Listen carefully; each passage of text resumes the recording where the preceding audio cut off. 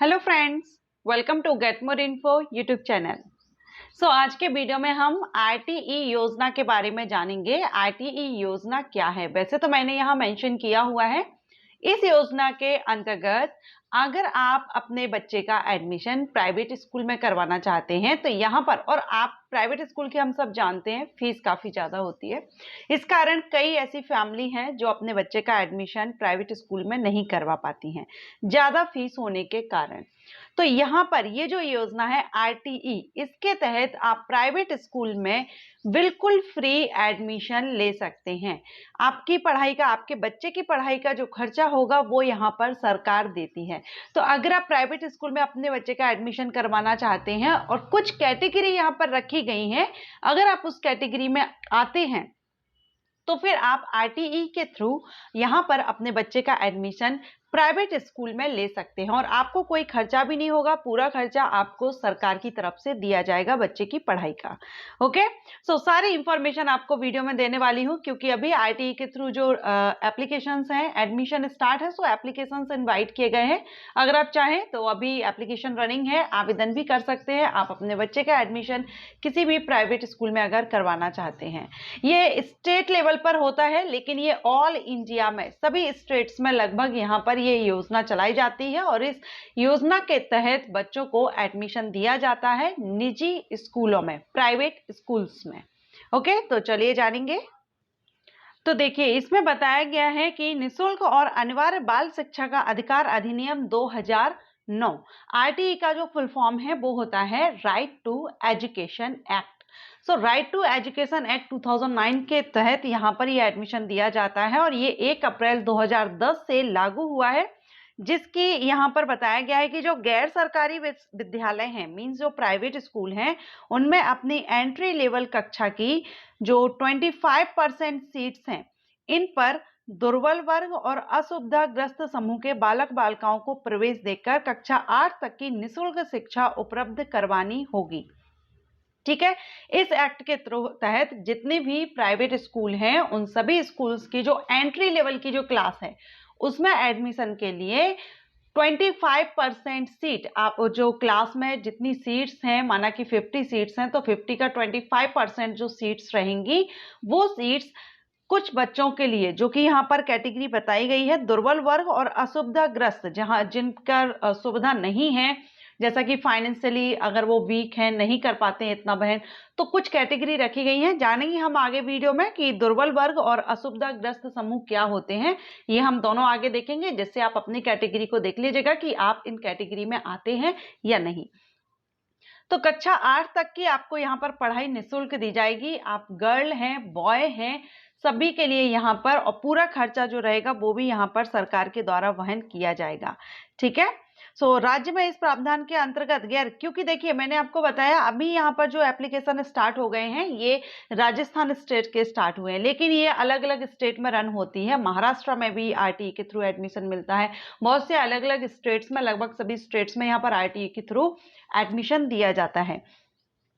तो यहाँ पर जो राज्य में, अगर हम राजस्थान स्टेट की बात करें तो 40,000 यहाँ पर प्राइवेट स्कूल हैं और इन 40,000 स्कूलों में ये जो एक्ट है 2009 जो आरटीई एक्ट है, इसके अंतर्गत इनकी जो एंट्री लेवल क्लास होगी, यानी माना कि अगर उनके स्कूल में फर्स्ट क्लास से एडमिशन स्टार्ट होता है, फर्स्ट क्लास से स्टार्ट है उनके स्कूल, तो फर्स्ट क्लास में जो एडमिशन होगा उसकी 25% सीट्स रिजर्व रहेंगी उन बच्चों के लिए जो कि आरटीई के थ्रू एडमिशन लेंगे। ओके, चलिए अब जानेंगे कि दुर्बल वर्ग क्या होता है और असुविधाग्रस्त समूह क्या होते हैं। ये दो ही कैटेगरी के बच्चे हैं जो इसके लिए एलिजिबल होंगे। तो दुर्बल वर्ग मींस, दुर्बल वर्ग वो वर्ग में आते हैं जैसे कि जो बच्चे हैं, ऐसे बालक आएंगे जिनके जो पेरेंट्स हैं, पेरेंट्स की जो एनुअल इनकम है वो 2.5 लाख रुपए या इससे कम हो, 2.5 लाख से ज्यादा ना हो। फिर आप किसी भी कैटेगरी से हो, आप अनरिजर्व्ड यानी जनरल कैटेगरी हैं, ओबीसी, एससी, एसटी या अदर, किसी भी कैटेगरी से हो, लेकिन अगर आपके पेरेंट्स की फैमिली यानी जो बच्चा है उसके माता पिता की जो एनुअल इनकम है, 1 साल की इनकम 2.5 लाख है या 2.5 लाख से कम है, तो वो यहाँ पर दुर्बल वर्ग में आ जाते हैं और वो आरटीई के थ्रू प्राइवेट स्कूल में एडमिशन के लिए एलिजिबल हो जाते हैं। सेकंड जो आता है वो है असुविधाग्रस्त समूह। तो ये इस समूह के अंतर्गत कौन कौन आएगा? तो इसमें अनुसूचित जाति के बालक आ जाएंगे, यानी एससी एसटी कैंडिडेट है, जो कैटेगरी के बच्चे हैं वो यहाँ पर आ जाएंगे। अनाथ बालक इसमें आ जाएंगे। एचआईवी या फिर कैंसर जैसे रोग से प्रभावित बालक, या एचआईवी या कैंसर से प्रभावित माता पिता के जो बालक, या तो बच्चे को अगर ऐसी कोई बीमारी है कैंसर या एचआईवी, तो वो पेरेंट्स भी वो बच्चे भी इस आरटीई के थ्रू एडमिशन ले सकते हैं, या फिर बच्चे के माता पिता में से अगर किसी को ये बीमारी है तो वो बच्चे भी यहाँ पर एलिजिबल रहेंगे। युद्ध विधवा के बालक, यानी अगर जो बालक के पिता हैं उनकी डेथ हो गई है युद्ध में या किसी लड़ाई में जो कि फोर्सेस में है, तो उनके भी बालक यहाँ पर एलिजिबल रहेंगे। नेक्स्ट है निःशक्त बालक, जो निःशक्त व्यक्ति यानी पीडब्ल्यूडी जो कैटेगरी है वो भी यहाँ पर एलिजिबल रहेंगे। पिछड़ा वर्ग और विशेष पिछड़ा वर्ग के ऐसे बालक जिनके पेरेंट्स की वार्षिक आय 2.5 लाख या उससे अधिक नहीं है, तो वो भी यहाँ पर एलिजिबल रहेंगे। तो ऐसे बालक जिनके अभिभावक का नाम राज्य सरकार के ग्रामीण विकास विभाग या शहरी विकास विभाग द्वारा तैयार की गई बीपीएल सूची में अगर हैं, तो भी वो यहाँ पर केंद्रीय सूची हो या राज्य स्तर की सूची हो, तो वो भी बालक यहाँ पर एलिजिबल रहेंगे। तो यह हमने दोनों ही वर्ग देख लिए, दुर्बल वर्ग और असुविधाग्रस्त समूह। दोनों में अगर इनमें से किसी भी कैटेगरी में आप आ रहे हैं तो आपका बच्चा इसके लिए एलिजिबल रहेगा।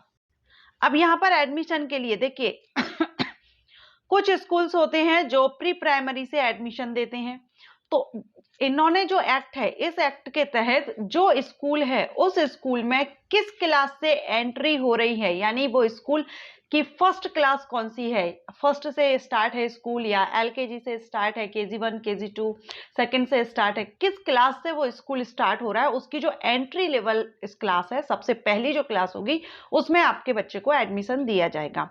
अब इसमें आपका अगर प्री प्राइमरी के लिए देखें तो 3 से 4 वर्ष तक की उम्र होनी चाहिए बच्चे की, एंड अगर फर्स्ट क्लास में एडमिशन लेने जा रहा है आपका बच्चा तो 6 से 7 साल से 7 के बीच 6 से 7 के बीच आपके बच्चे की एज होनी चाहिए। और ये जो एज है वो आपकी 31 जुलाई 2024 से देखी जाएगी। ये अभी के कैंडिडेट के लिए 2024-25 के लिए हर साल इस तरह से एडमिशन दिए जाते हैं।